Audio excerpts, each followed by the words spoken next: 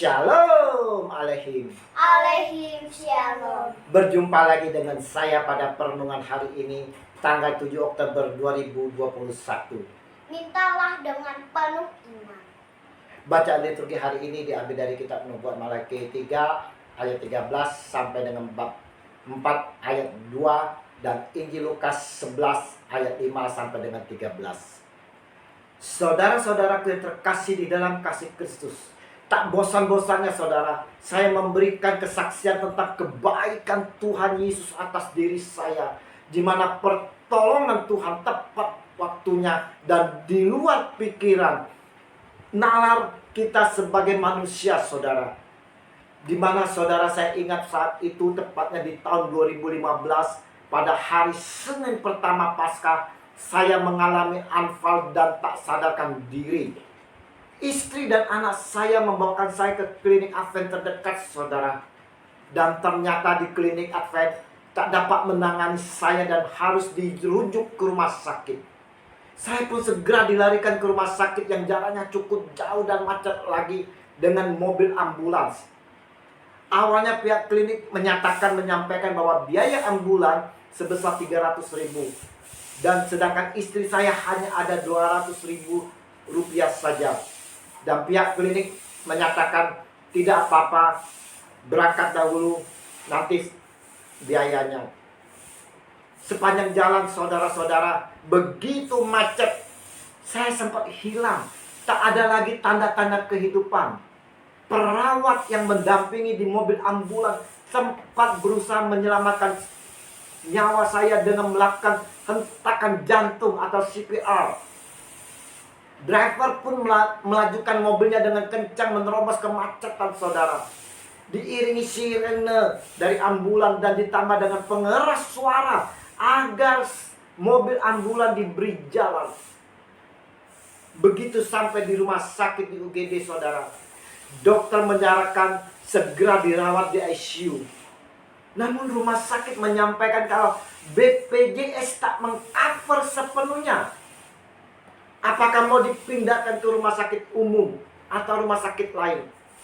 Tapi istri saya saudara berinisiatif untuk tetap dirawat di rumah sakit tersebut untuk segera dilakukan tindakan. Anak saya pun bingung saudara. Ini cerita dari istri saya sendiri, di mana dia bingung kalau di ICU maka akan memerlukan biaya yang cukup besar. Namun luar biasa, istri saya memikirkan nyawa terlebih dahulu. Yang diutamakan mengenai biaya biar Tuhan yang atur. Setelah saya dimasukkan ke ruang ICU saudara, mulailah istri saya meminta dukungan doa kepada semua teman dan grup saya yang ada di WA. Hanya meminta dukungan doa saudara.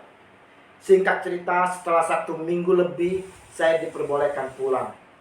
Istri saya pun pagi itu mengurus admin dan ternyata saudara, total biaya yang diperlukan adalah 16 juta lebih. Dan BPJS mengcover 5 juta. Sisanya 11 juta lebih kita yang membayar. Ketika itu juga saudara, istri saya menerima WA bahwa teman-teman ada mentransfer dana untuk membantu pengobatan saya. Dan setelah disatukan dengan amplop yang kami dapat saudara, ternyata saudara, dana yang terkumpul adalah 11 juta lebih sedikit.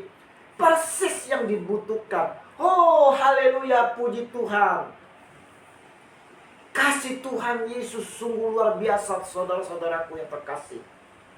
Sungguh firman Tuhan Yesus hari ini menjadi nyata di dalam kehidupan kami. Oleh karena itu aku berkata kepadamu, mintalah maka akan diberikan kepadamu. Carilah maka kamu akan mendapat. Ketoklah maka pintu akan dibukakan bagimu. Lukas 11 ayat 9. Istri saya saudara memiliki iman sepenuhnya kepada Tuhan Yesus. Dia tahu Yesus akan ikut campur tangan di dalam persoalan kami. Dengan caranya Tuhan Yesus menyediakan kekurangannya dan tak kurang sedikit pun apa yang Dia sediakan bagi kami. Oh, haleluya, puji Tuhan. Iman yang begitu besar dari istriku, saudara. Di saat suaminya terbaring di ICU, dia masih bisa melayani ibu-ibu yang sedang bersedih karena suaminya juga sedang terbaring di ICU. Istriku menghibur mereka, menyatakan percaya saja. Percayakan semuanya kepada Tuhan Yesus. Oh, haleluya.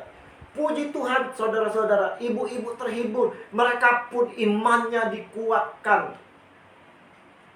Kalau keluarga saya boleh mengalami dengan iman, bro and sis semua, saudara-saudara yang terkasih pun pasti akan dapat mengalami, saudara.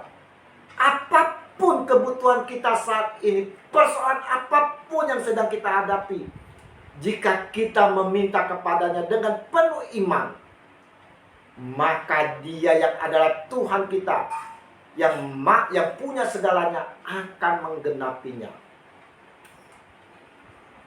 Karena setiap orang yang meminta, menerima, dan setiap orang yang mencari, mendapat, dan setiap orang yang mencari, mendapat, dan setiap orang yang mengetuk, baginya pintu dibukakan. Pertanyaannya, saudara-saudaraku, maukah kita meminta kepada Dia, Tuhan kita Yesus Kristus, meminta dengan penuh kerendahan hati di dalam iman, saudara? Hari ini, apa saja kebutuhan kita, Yesus yang penuh berbelas kasih, yang mengetahui semuanya itu akan diberikan kepada kita kalau kita meminta kepadanya dengan penuh iman. Kata Yesus hari ini buat kita semua. Mintalah, maka akan diberikan kepadamu. Carilah, maka kamu akan mendapat.